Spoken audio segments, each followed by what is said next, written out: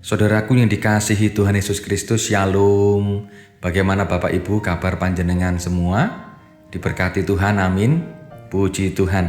Bagaimanapun hidup kita adalah berkat Tuhan, kehidupan yang kita terima adalah berkat Tuhan, dan patutlah kita bersyukur atas berkat-berkat Tuhan. Maka hari ini hidup pemberian Tuhan kita dasari dengan firman-Nya yang terambil dari Lukas pasal 10 ayat 21b demikian. Aku bersyukur kepadamu Bapa, Tuhan langit dan bumi, karena semuanya itu Engkau sembunyikan bagi orang bijak dan orang pandai, tetapi Engkau nyatakan kepada orang kecil. Ya Bapa, itulah yang berkenan kepadamu. Saudaraku dikasihi Tuhan, setiap kali mendengar sabda Tuhan melalui renungan, melalui khotbah, atau melalui berbagai media yang ada, setiap orang tidaklah mempunyai pikiran yang kosong. Setiap orang telah memiliki pengertian-pengertian masing-masing atau prapaham-prapaham berkenaan dengan dasar firman Tuhan atau khotbah yang didengar saat itu.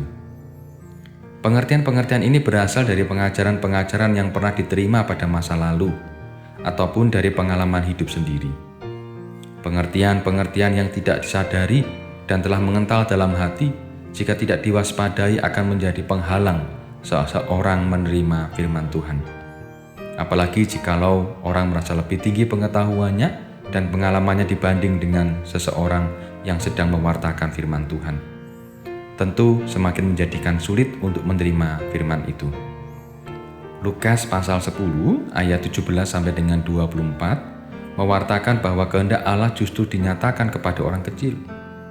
Karena semuanya itu Engkau sembunyikan bagi orang bijak dan orang pandai, tetapi Engkau nyatakan kepada orang kecil. Ayat 21b. Kata orang kecil di sini dipertentangkan dengan orang bijak dan orang pandai.